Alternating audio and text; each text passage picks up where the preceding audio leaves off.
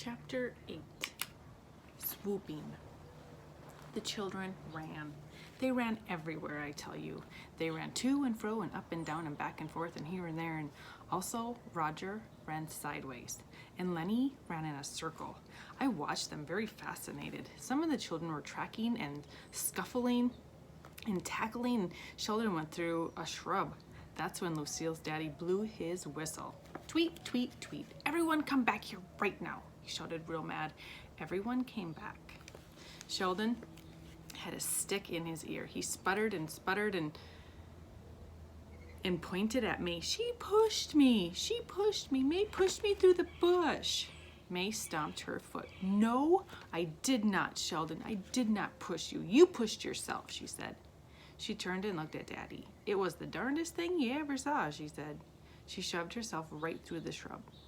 And Daddy stood there a real long time. Then he walked to the picnic bench and he sat down real slow. And he hit himself in the head. And he went over and tapped on him. I went over and tapped on him.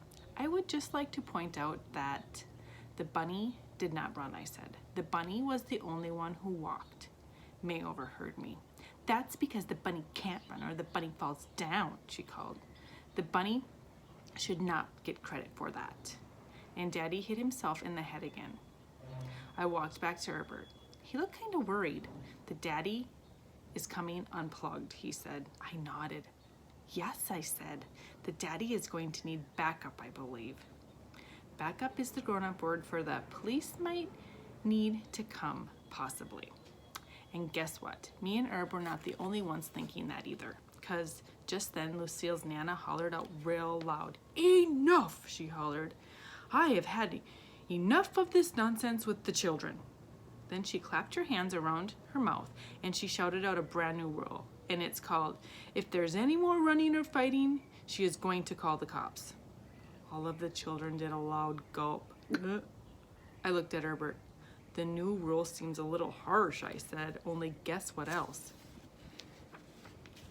The new rule worked, I think, because pretty soon the Nana started the egg hunt again, and this time no one ran at all. No one even walked hardly. Instead, we all behaved like little ladies and gentlemen, and we hunted for eggs very polite. May stuck to Sheldon like glue.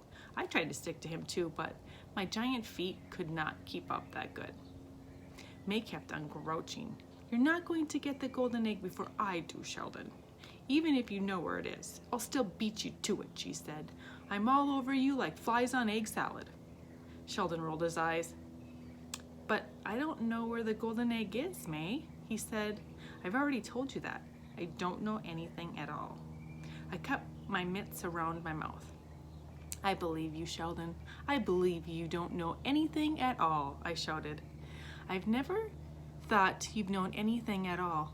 After that, I hurried to catch up to him, because I definitely thought he knew something, of course. Sheldon turned to wait for me. Then all of a sudden he glanced down at the ground and he did a loud gasp. Oh, I see one, I see one, I see one, he shouted. May and I turned to look. There was a bright green egg under the bushes. Sheldon clapped and laughed, and he hurried over to pick it up and whoosh, swoop, scooped.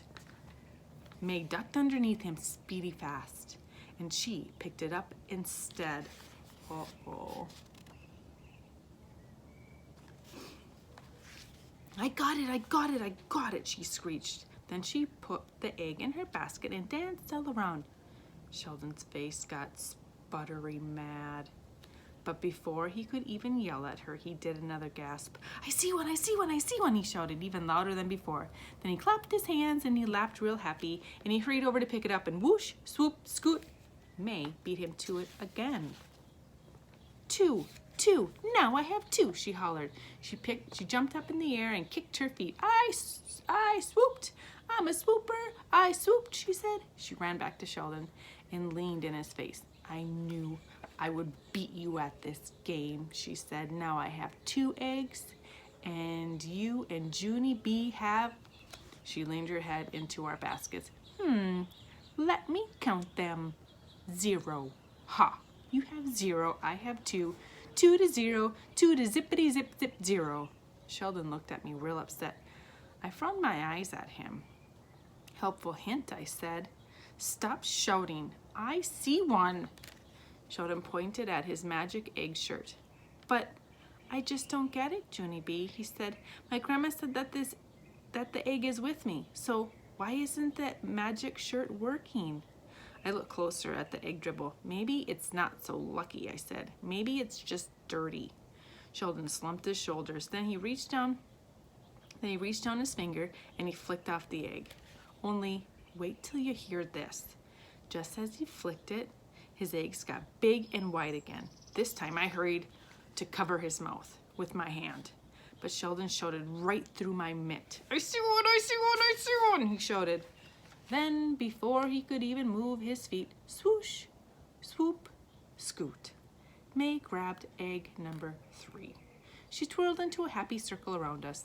3-0, 3-0, it's 3-0, she yelled. Sheldon stood real still. Then, very slowly, he put down his basket and he scratched out the sides of his mouth with his finger. Then he stuck out his tongue at that May. That was appropriate behavior, I believe. After that, he snatched his basket up again and he tried to rush away from me. But too bad for Sheldon, because May stayed right exactly on his heels. They were walking too fast for me to keep up. I stopped and I watched them go. Then I did a big sigh. And I walked over to a tree stump and I sat down very glum.